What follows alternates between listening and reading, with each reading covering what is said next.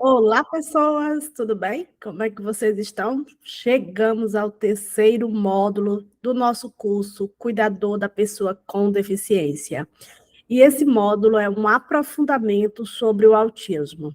Aqui, neste módulo, nós vamos discutir mais, é uma continuidade, na verdade, porque a gente já começou a falar sobre o autismo no módulo passado, vocês lembram? Mas esse aqui a gente vai colocar mais questões, por exemplo, da caracterização, o que hoje chamam de níveis de suporte. Vamos falar sobre a lei Berenice-Piana mais especificamente. Vamos deixar a lei aqui para que vocês possam ler na íntegra. Também vamos falar sobre estereotipia, sobre ecolalia, sobre birras e comportamentos, mas também vamos falar sobre o desenvolvimento na infância, na pré-adolescência, na adolescência, enfim, aqui nesse módulo a gente quer fazer um passeio geral sobre o desenvolvimento da criança, né, com autismo até ela se tornar adulta, trazendo vários aspectos. Qual é o meu principal objetivo dentro desse módulo? Gente, aqui nesse módulo, você não vai aprender tudo sobre o autismo. Isso é fato. Mas eu quero aqui nesse módulo trazer, abordar inúmeras questões que são importantes você como cuidador da pessoa com deficiência ou você que está aí se preparando para capacitar os cuidadores, os auxiliares, os professores de apoio. Então, nós já falamos aqui nesse curso que o autismo é o segundo público-alvo maior e mais presente nas escolas. Então, com certeza, você precisa estar capacitado para saber, para conhecer e para saber o que nós chamamos de manejo, né? Que é para saber, no dia a dia, lidar com essas pessoas. Não tem como você conviver com o aluno autista sem saber quais são as caracterizações, o que você, como lidar com essa pessoa durante o dia a dia. E para saber lidar com ele, para saber fazer o manejo, que a gente vai chegar na aula de manejo, mas para me saber lidar com essa pessoa, eu preciso saber quem ela é. Eu preciso partir do pressuposto que eu preciso saber quem ela é, quais são as características dela, como é que ela se comporta e o que são esses comportamentos, né? Essa é a verdade. A gente precisa entender o que são esses comportamentos. Vamos lá? A gente vai começar, gente, com a lei Berenice-Piana. Deixa eu vir aqui para o nosso para nosso primeiro tópico, tá bom? A gente vai falar sobre a lei Berenice-Piana, nós já falamos, lá quando a gente conversou sobre as legislações, nós já falamos, né, que a lei Berenice-Piana, ela é um marco das legislações sobre o autismo, na verdade, ela é a primeira legislação no nosso país que tratou especificamente sobre a pessoa com autismo. Então, nós vamos ler essa legislação aqui hoje na íntegra, tópico por tópico, esse é o objetivo dessa aula. Nós vamos desmiuçar essa lei, nós vamos entender, compreender o que ela diz. Ela é pequena, então calma que não é algo muito longo, não vamos passar aqui horas e horas lendo uma legislação complexa, não. Tá? Mas é muito importante que você a conheça. Deixa eu abrir aqui. Quero que você imprima essa lei, que você coloque aí na sua pastinha do material desta disciplina.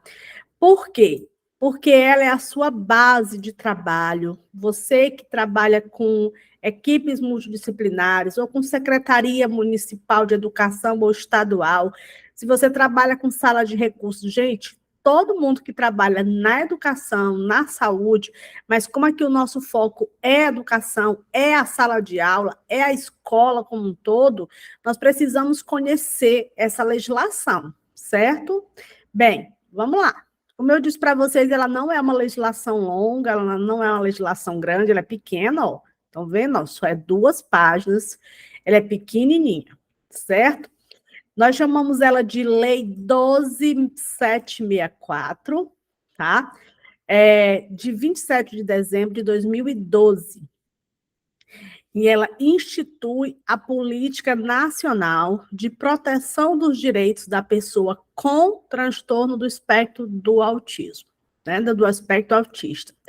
E ela altera o artigo 3º o inciso 3º do artigo 98 da Lei 8.112, de 11 de dezembro de 1990, certo?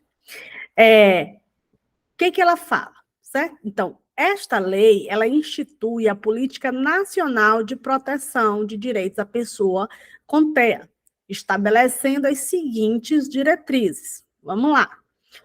Para efeitos desta lei, é considerado pessoa com transtorno do espectro autista aquela, né, portadora de síndrome clínica caracterizada nas seguintes formas, do inciso 1 e 2. Então, tem que estar caracterizado de acordo com o que a lei fala, o que é o autismo. 1, ela é uma deficiência persistente. Já começa aqui a grande novidade dessa lei, que é considerar o autismo deficiência. A gente já falou sobre isso, isso foi um grande marco, isso foi uma grande mudança, considerar que o autismo passa a ser uma deficiência. E nós já discutimos que a legislação serve para trazer benefícios. Nós vamos já ver quais são esses benefícios.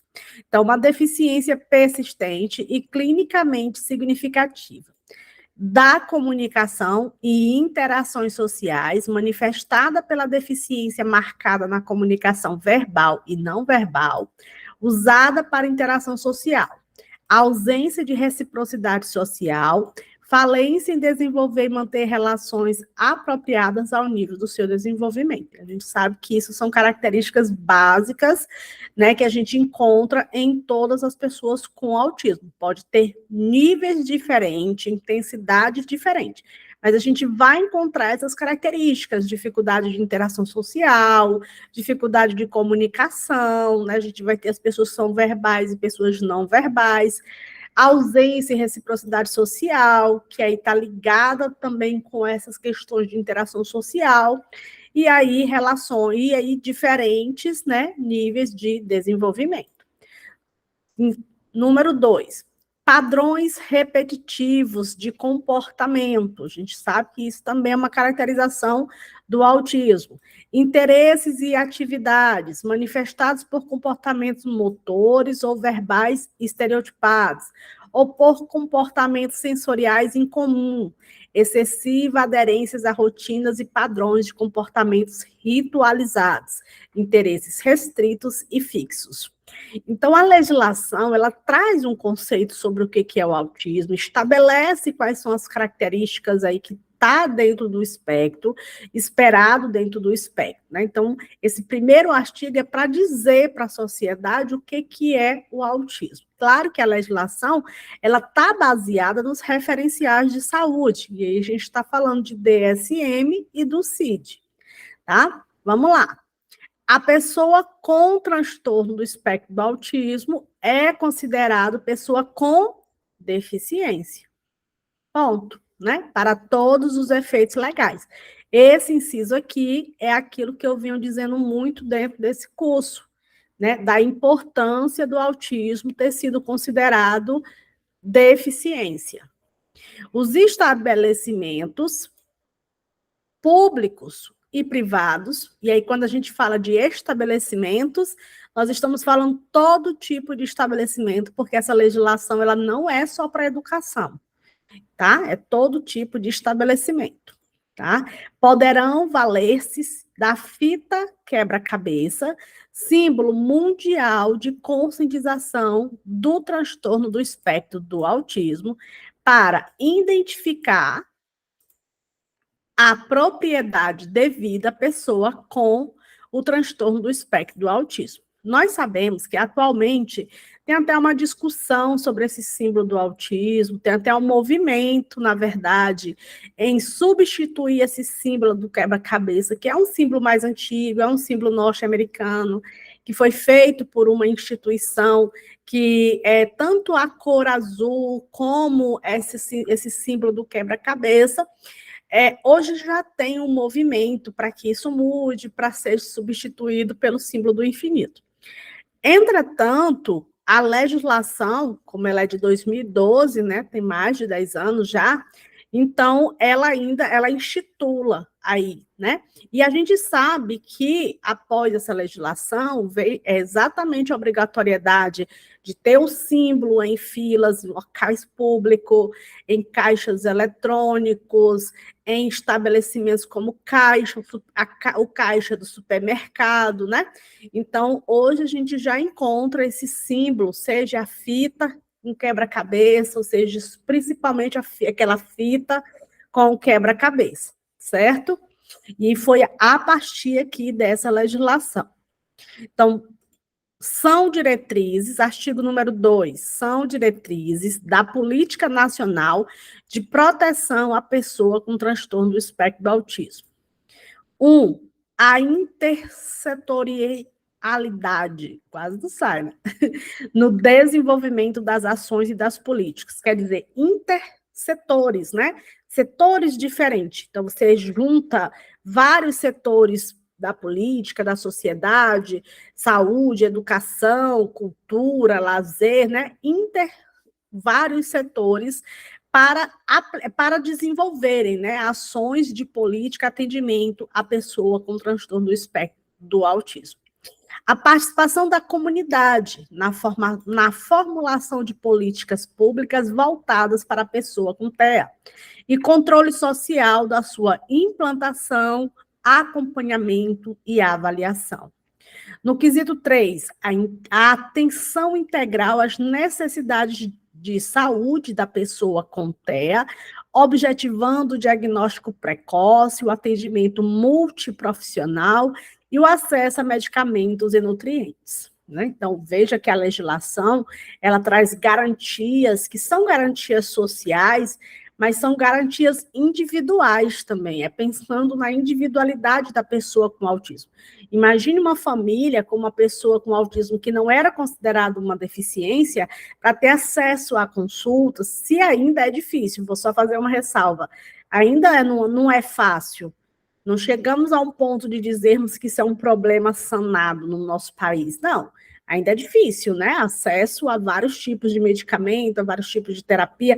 Nós sabemos que o SUS ainda não tem muitas terapias, nós sabemos a dificuldade dos planos de saúde de liberação de terapias, quantos pais têm que entrar no Ministério Público, tem que fazer uma ação para que esse plano de saúde faça um reembolso ou libere mais sessões. Eu vou deixar aqui nesse módulo, eu vou deixar alguns vídeos extras. Eu vou gravar as aulas, deixar material para que vocês façam leitura, mas eu também vou deixar vídeos extras. Eu vou deixar, por exemplo, uma live que foi feita com um advogado, ele falando sobre isso, sobre esses direitos que a pessoa com autismo tem. Então, é uma live só, é quase 2 horas, se eu não me engano, se não for mais do que 2 horas, né? Mas é muito interessante vocês verem o advogado falando de várias questões públicas, né? Vários direitos sociais, de saúde, de educação da pessoa com autismo. Por exemplo, ele fala sobre o benefício LOAS, ele fala sobre os planos de saúde, se pode negar, e quando nega, o que acontece. Ele fala, por exemplo, do atendimento psicopedagógico, e ele fala sobre as questões da educação especificamente. Então, eu vou deixar esse vídeo nos extras desse curso, espero que você assista, porque eu tenho certeza que tem assunto ali, tem conteúdo ali, que é interessante você saber. Vamos continuar? Então, a gente estava... Peraí, que eu me perdi aqui. Então, a atenção integral às necessidades de saúde, vamos partir aqui, tá? Mas antes eu vou voltar aqui. Objetivando o diagnóstico precoce. Olha o que a lei traz, né? Mostrando que o objetivo dessa atenção, e olha que ele traz a atenção integral, gente. Quando fala atenção integral, é porque não é só um médico, né? Ele está falando das terapias, das especialidades. A gente sabe que você tem um médico clínico geral, mas você tem várias especialidades dentro da medicina. Então, ele está falando desse atendimento integral. É o setor de psicologia, é o setor de nutrição, é o setor de fono, né? Então, isso é integral.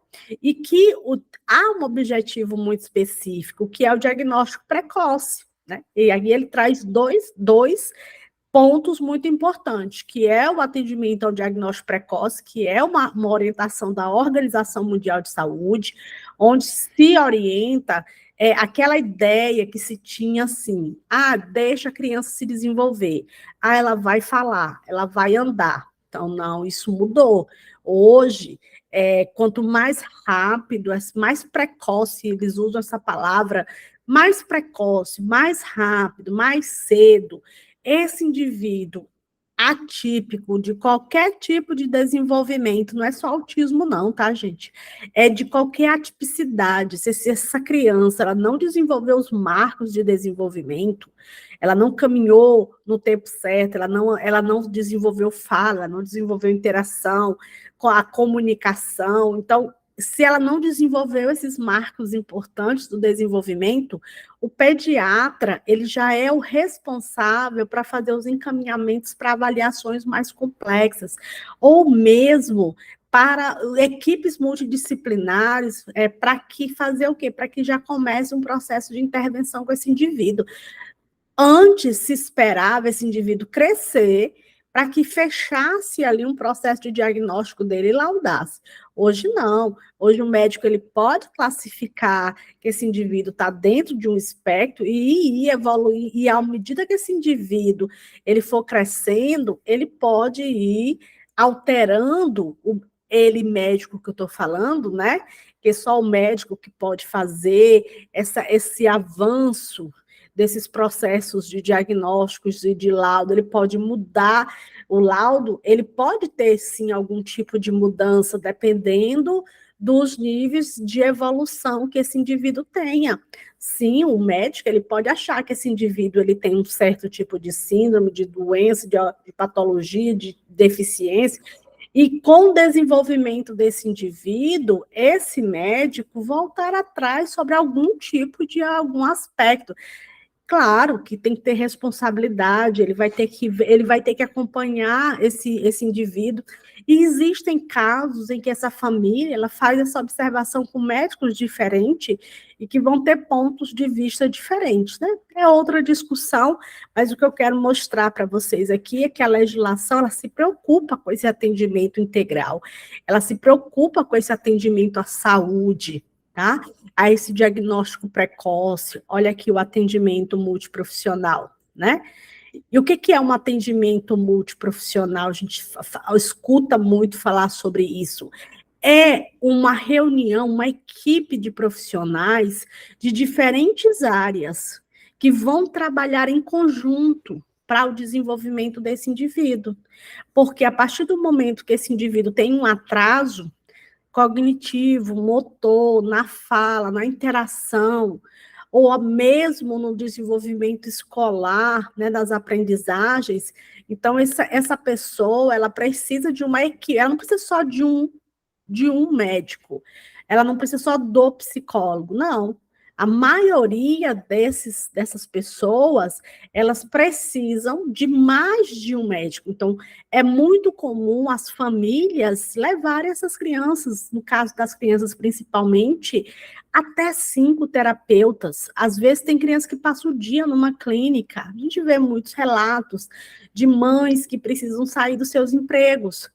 Sai do emprego, é muito comum a gente ouvir isso, principalmente as mães que deixam os empregos para se dedicarem à terapia dos filhos, para ter que levarem essas crianças para vários tipos de terapia, né? Porque é cansativo, ou aquelas que têm uma condição a mais para conseguir ali contratar alguém que ajude para levar nessas terapias, né? Então, é outro problema que os pais também encontram.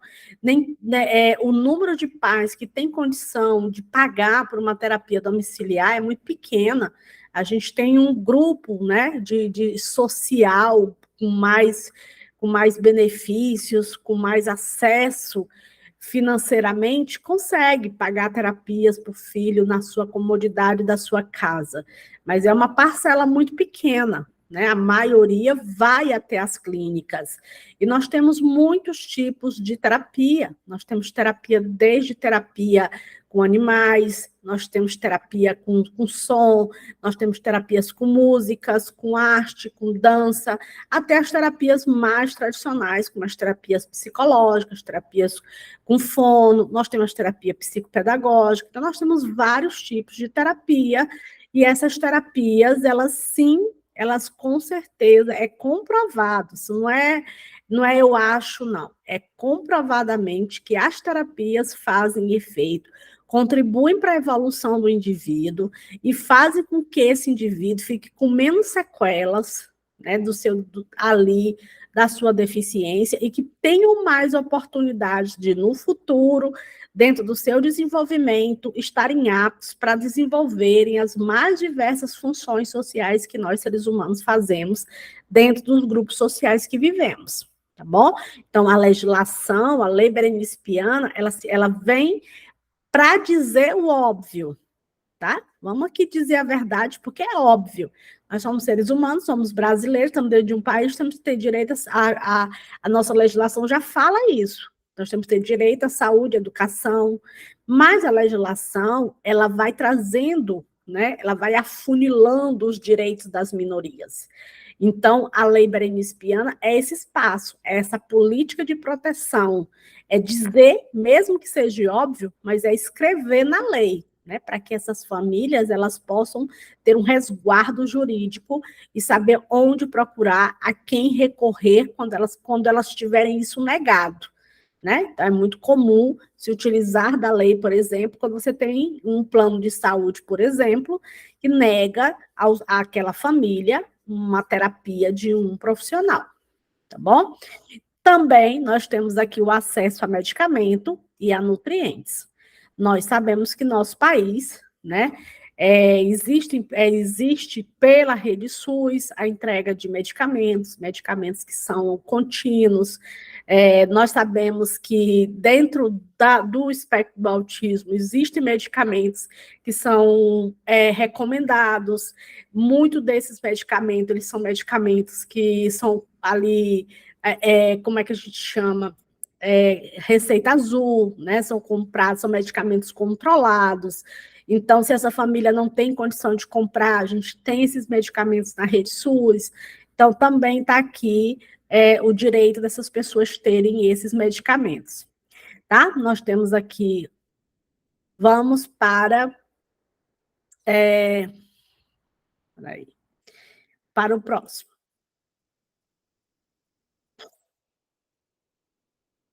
Que aqui, quando eu passo, o negócio vai demais. Deixa eu puxar aqui para ver se ele vai mais devagarzinho.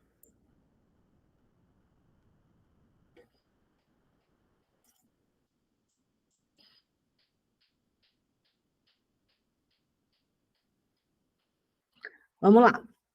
A responsabilidade do poder público quanto à informação pública relativa ao transtornos e suas implicações. O que é isso aqui?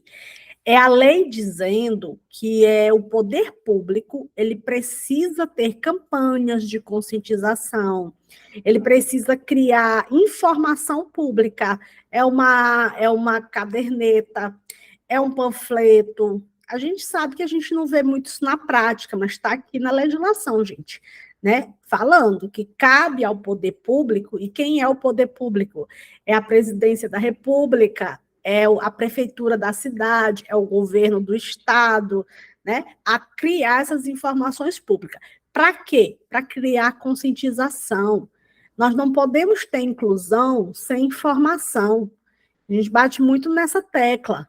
Tá? Você só está aqui porque você quer informação. É esse o único objetivo de você estar nesse curso, informação. Porque você sabe que se você tiver informação sobre essas deficiências, você vai poder atender melhor essa demanda dentro da escola, você vai poder orientar melhor os profissionais que trabalham na sua escola, ou você mesmo vai poder realizar um trabalho com mais eficácia. Então, o que acontece? A lei diz que essas informações precisam ser públicas. Todo mundo precisa saber mais sobre o autismo. Infelizmente, a gente vê isso muito no dia 1º de abril, que é o Dia da Conscientização Mundial sobre o Autismo. Aí a gente vê explodir informações, né? Redes sociais ficam, ó, lotadas de banner, de vídeos, os programas de TV, então todo mundo só fala no mesmo dia. Aí o resto dos 364 dias do ano não fala-se, né? É um erro. Deve-se falar durante o restante do ano. A escola precisa criar ações, palestras, mas aqui trazendo a lei, é importante dizer que isso é uma responsabilidade do poder público, porque só com conscientização, as políticas de conscientização, elas são muito importantes. A sociedade precisa saber o que é o espectro, ela precisa saber identificar. Para quê? Porque nem todo mundo sabe o que é autismo, não, gente. Aqui, talvez você ouvi muito falar, porque você já é um profissional, você está no meio da educação, você é um professor, você é um terapeuta. Então, essas palavras, essas nomenclaturas, elas são conhecidas do teu dia a dia, então tu conhece. Não quer dizer que o senhor da padaria, que trabalha lá numa padaria, a senhora que trabalha lá num comércio, ela saiba o que é. Aí aquela criança chega com aquelas características, e aí é que ela faz o comentário, e parece que é doidinho, e que criança estranha, o que é isso? Então, quando se fala aqui nessa formação e capacitação, né, desculpa, essa informação pública, ela está falando disso, ela está falando da sociedade em geral. É todo mundo da sociedade que precisa saber. Então, é um cartaz, é um outdoor, é um programa de televisão, é uma campanha mesmo, ali, como se faz a campanha da vacina. Então, é algo que a sociedade precisa cobrar. E as instituições também, né? Aquelas instituições ali, as associações, como a AMA, que estão ali ao redor da defesa do direito da pessoa com autismo. O próximo item, ele fala da formação, capacitações e profissionais especializados. Aqui, gente, chega num ponto super importante. Gente, a lei é muito claro, o incentivo à formação, à capacitação de profissionais especializados. O que é um profissional especializado? É isso aqui que vocês estão fazendo. Então, quando a gente fala sobre o sistema público, as escolas recebem, sim, dinheiro para capacitar os seus professores. A Rede SUS, sim, tem dinheiro para capacitar os professores. Lembra que quando eu comecei a divulgar esse curso, eu falava sobre isso, eu disse, olha, dentro do curso, eu vou falar com vocês sobre isso. Pega esse curso para vender para a sua prefeitura.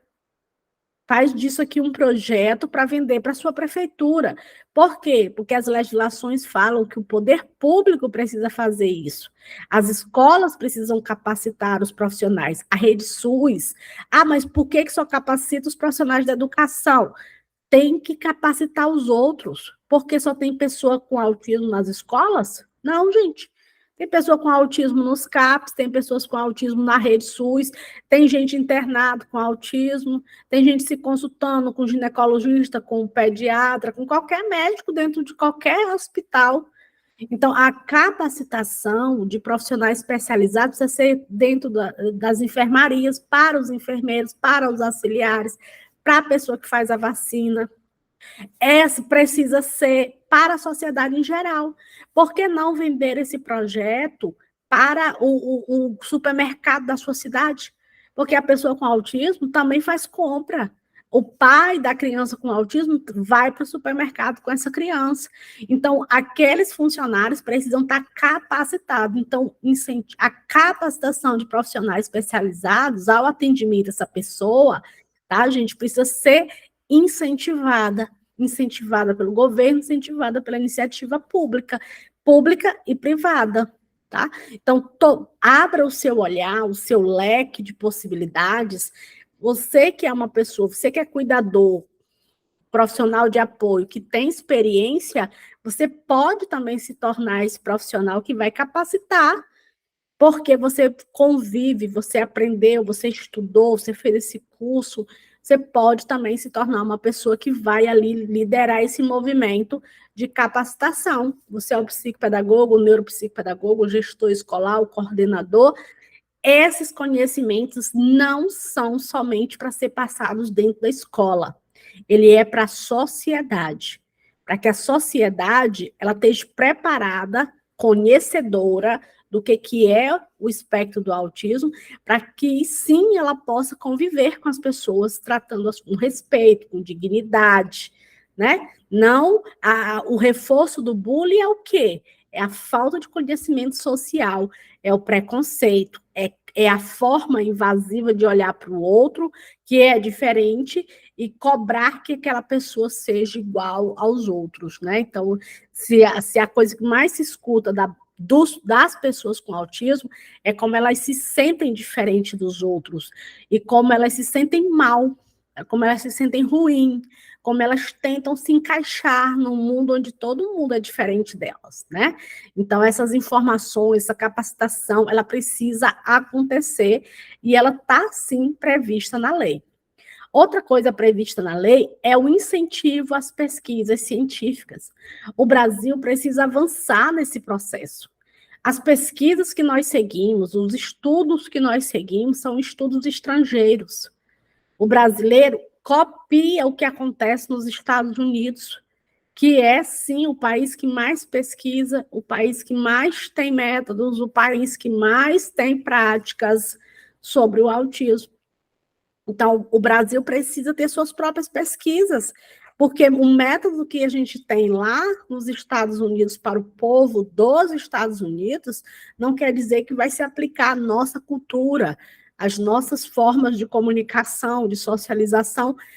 É o que acontece hoje. Pega-se todas as práticas norte-americanas e implanta no Brasil os testes, os protocolos de avaliação, todos são traduzidos e validados para serem usados aqui no Brasil, tá?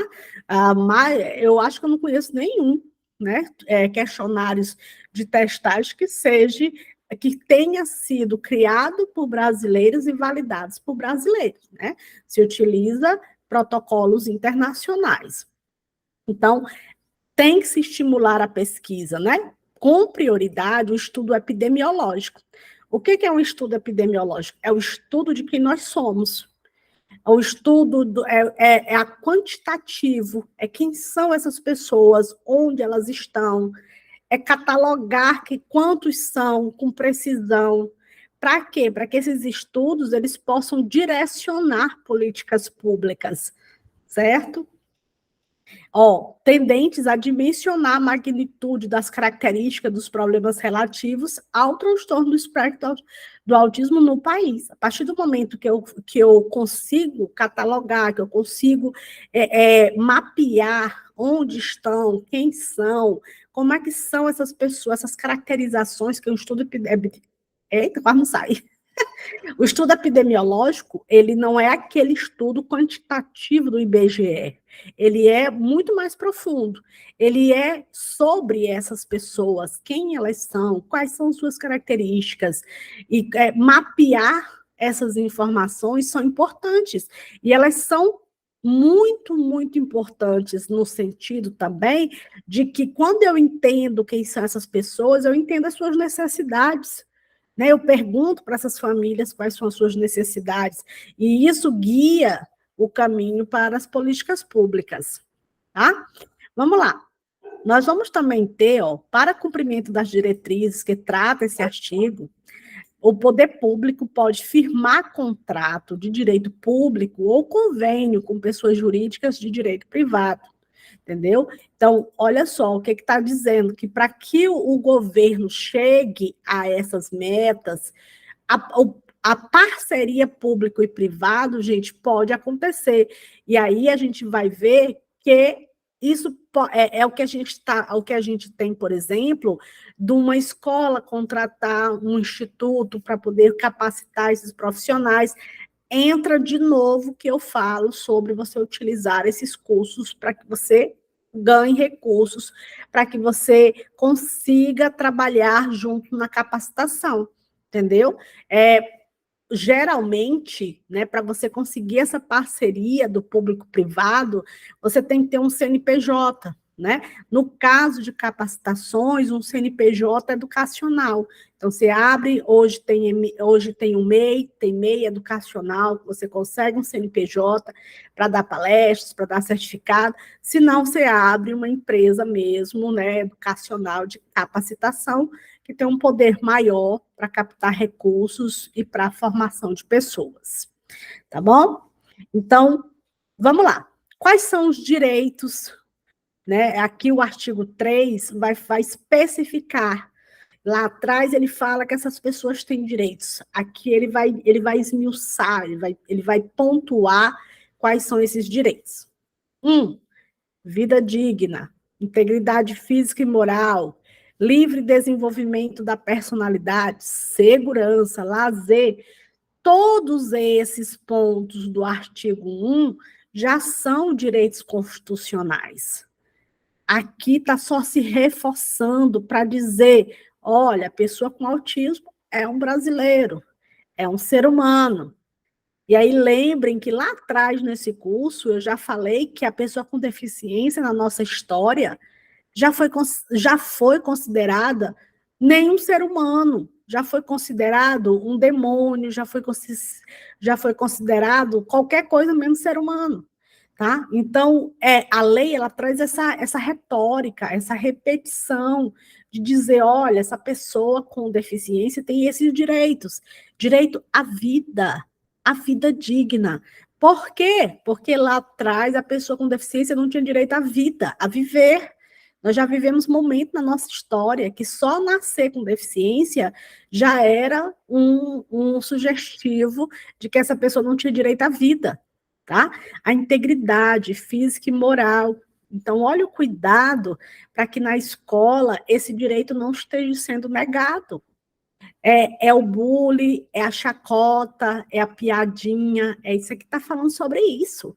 É integridade física e moral, porque dentro das escolas, a gente tem o aluno, o professor, várias pessoas muitas vezes fazendo uma piadinha de mau gosto, fazendo comentário inapropriado, né? Seja de uma característica física dessa pessoa ou um comportamento que ela tenha, né? Então, quando se fala em integridade física e moral, está falando sobre isso, sobre não rir das características da outra pessoa, não criar piada, não criar constrangimento, tá?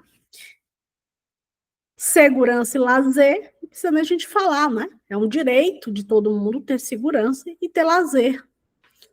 A proteção contra qualquer forma de abuso, exploração, também é uma repetição de direitos que a gente já encontra no ECA, no Estatuto da Criança e da Adolescência, né? É uma repetição, é uma forma de concretizar o que todo mundo já sabe, mas se reforça. Acesso às ações de serviço de saúde.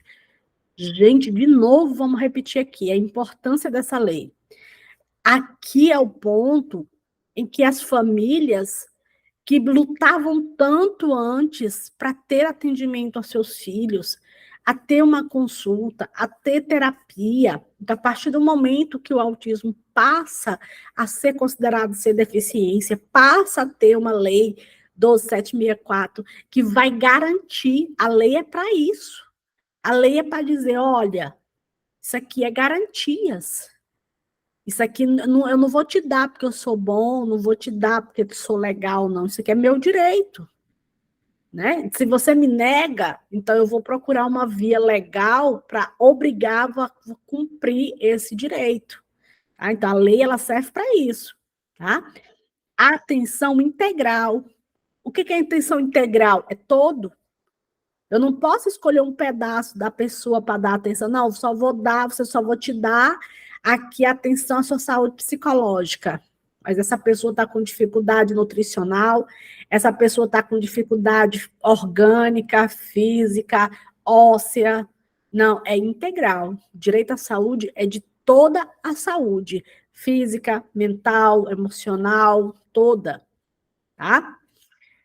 Aí vem mais, né? O diagnóstico precoce. Olha aqui, ainda que não definitivo. Lembra que eu falei sobre isso ainda agora?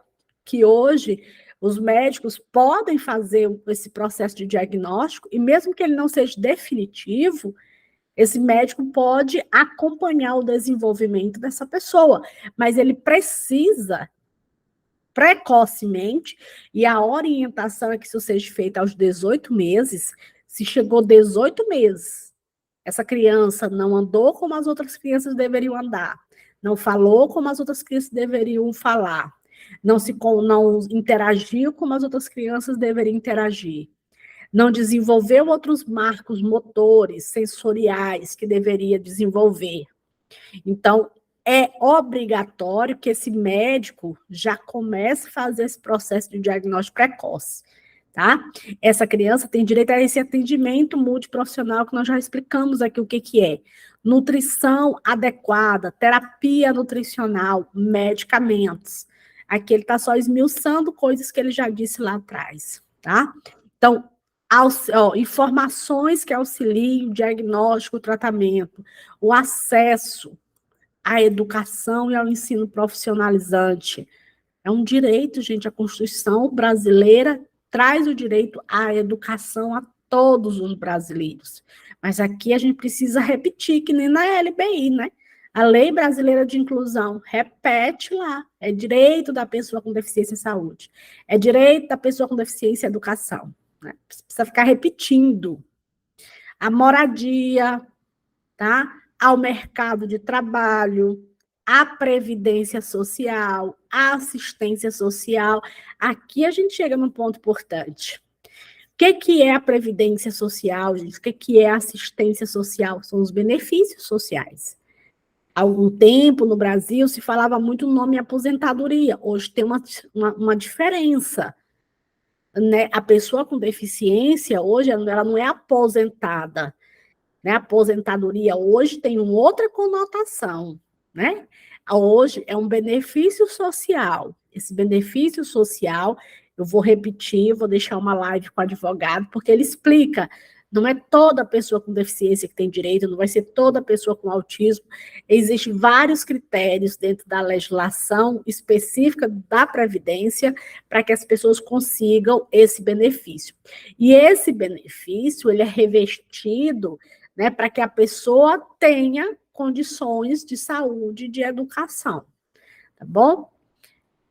Em caso de comprovada necessidade, a pessoa com TEA, incluída em classes comuns de ensino regular, nos termos do inciso 4º do artigo 2, terá direito a acompanhante especializado. Nós já discutimos esse artigo naquela aula lá sobre a fundamentação jurídica, né, que traz a presença dessa pessoa, desse acompanhante especializado, desse cuidador, desse profissional de apoio. Nós já falamos aqui, não custa nada a gente repetir aqui, tá bom?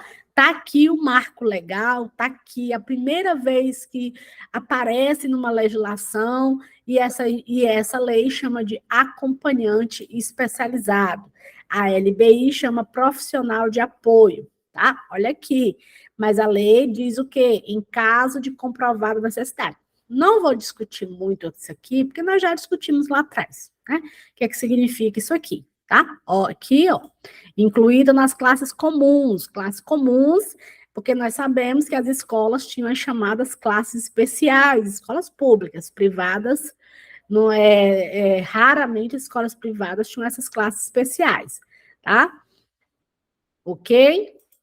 Aqui tem um outro direito também que é muito importante, a identificação, né? Então, fica aqui criada a carteira de identificação das pessoas com TEA. Fica aqui criada essa carteirinha, né? Uma carteirinha gratuita, ela é tirada nos setores de assistência social. E hoje, né, a gente tem também, gente, recentemente, a gente teve a questão dos cordões de identificação. Mais recentemente, o cordão girassol, que foi instituído o símbolo do cordão girassol para as síndromes e transtornos chamadas ocultas, né, que não está na frente da pessoa, e nós temos o cordão específico do autismo, que é o cordãozinho quebra-cabeça. E nós temos o crachá de identificação baseado nessa legislação. Então, essa carteira e esse crachá de identificação, eles estão associados a esse cordão para identificar as pessoas com autismo. Então, é muito importante que a pessoa com autismo, ela vai viajar, ela vai para algum local, para ir para a escola, não, porque vai para a escola todo dia, é um local que as pessoas já conhecem aquele aluno. Pode ser no primeiro dia de aula, na primeira semana, né, para se identificar uma escola nova, mas é importante que a pessoa use essa identidade quando ela vai viajar, quando ela vai para o médico, quando ela vai para algum local ali que as pessoas não conhecem, e essa identificação é para fazer com que, não tem lá onde eu falei que a sociedade precisa conhecer o que é o autismo? Muito bem.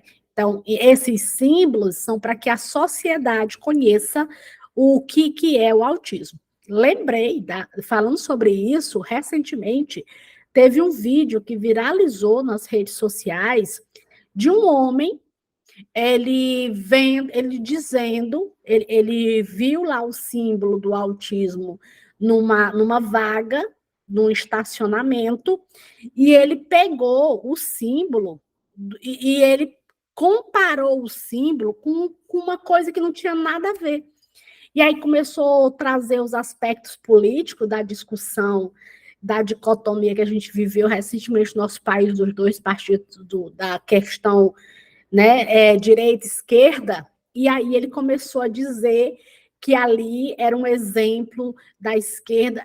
O vídeo é tão ridículo, é tão triste, onde a gente vê claramente, né, a desinformação. E aí depois viralizou um monte de outros vídeos das pessoas zombando daquilo dali, mostrando a ignorância, que aquilo ali era um símbolo do autismo, aquilo dali era uma vaga preferencial naquele supermercado para pessoas com autismo, né? Então, essa identificação dos símbolos, seja a fita, seja o crachá, seja um cordão, seja essa identidade no caixa, numa vaga de estacionamento, é preciso popularizar esses símbolos, né? Talvez esse cidadão, ele gravou esse vídeo dizendo as coisas que ele disse por desconhecimento, né? Que pena, por desconhecimento. Mas é preciso se trabalhar mais esses símbolos, é preciso disseminar o significado, educar a população, para que a população saiba o que é esses símbolos, né? Porque foi triste, assim, a situação, a alusão que esse senhor fez ao símbolo, até depreciativa, uma coisa bem ruim, né? Depois surgiu um monte de outro vídeo das pessoas zoando ele, e outros vídeos falando sobre isso, né? Sobre a necessidade de se educar a sociedade para entender o que são esses símbolos. Aqui fala, né, que essa carteira, né, ela vai ter ali uma validade nacional, onde é que ela deve ser tirada. E aí, o que deve ter? Ele vai falar o que tem que ter nessa carteira, tem que ter nome, filiação, data, tá? Vai falar o tamanho da fotografia, vai especificar esses artigos aqui, ó. É só especificando como é que tem que ser essa carteira, a uniformidade dela, tá? Até aqui, ó, é só falando sobre essa identificação, tá? O artigo 4 é um reforço, de novo, a outras legislações que já existem. Pessoa com TEA não será submetida a tratamento desumano e degradante. Tem na nossa Constituição, tem tantas outras legislações brasileiras. Não será privada de liberdade ou do convívio familiar. Nós sabemos, né, que durante muitos anos essas pessoas foram privadas de muitos tipos de liberdade. Não sofrerá discriminação por motivo da sua deficiência. No caso de necessidade de internações médicas, né, as unidades especializadas, aí vai trazer aqui uma outra lei. E aí, tá? Aqui tem um outro artigo muito importante, o artigo 5º, vai falar sobre os planos privados de assistência à saúde. O que é isso aqui? Diz assim: a pessoa com TEA não será impedida de participar de planos privados de assistência à saúde, porque não é doença. E nós sabemos que muitos planos de saúde têm aquela história lá, né? De ter tipos de doença que a pessoa, se a pessoa tiver, não pode fazer o plano de saúde, ou vai ter que esperar não sei quanto tempo lá de carência. No autismo não tem isso não, tá bom? Ó, tá aqui na lei, não pode acontecer isso. Outro artigo importante, e quase último no finalzinho aqui, é sobre a matrícula na escola, tá? Está aqui dizendo, ó, o gestor escolar ou autoridade competente que se recusar a matrícula do aluno com TEA ou qualquer outro tipo de deficiência será punido de multa de 3 a 20 salários mínimos, tá? Isso aqui a gente também já falou em outro momento aí sobre as legislações. Então, está na lei, você não pode não matricular esse aluno com autismo, né? A lei ela não vai trazer os pormenores, ela não vai dizer quantos alunos com deficiência tem que ter nessa sala, quantos autistas, né? E aí cabe a cada município, a cada estado ir criando as suas regulamentações. Como eu disse para vocês, era uma lei pequenininha, né? Foi assinada pela presidente Dilma, tá? Aí, ainda no ano de 2012. É uma lei pequena, mas é uma lei importante, é um marco, a gente gosta de chamar ela de marco, né? É um marco para pessoas com autismo no nosso país.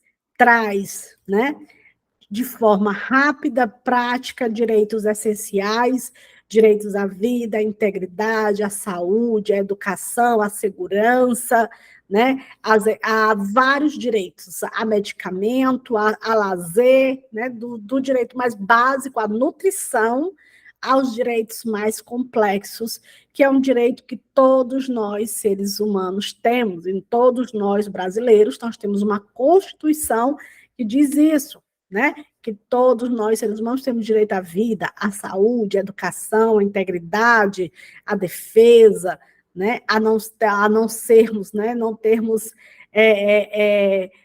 sermos preservados fisicamente, moralmente. Então, a legislação, ela vem copegar a pessoa com autismo e acolher, né? Já que mesmo nós tendo outras legislações, essas pessoas ainda não tinham os seus direitos protegidos ou mesmo, né, validados, né? É muita luta. Importante sempre dizer que essa legislação é fruto da luta de famílias e de movimentos da sociedade, né? Essa lei passou muito tempo sendo discutida, teve vetos, mas que é uma vitória da própria sociedade. Maravilha? Comentem, aqui, vou deixar aqui embaixo a lei, vocês vão imprimir, vão ler, ó, vão aprender essa lei de cor, tá bom? Qualquer coisa, já sabe, a gente tem aqui a nossa área de suporte, fica à disposição para que vocês possam estar comentando, perguntando, participando, contribuindo com essa aula. Até a próxima, a gente se vê daqui a pouco.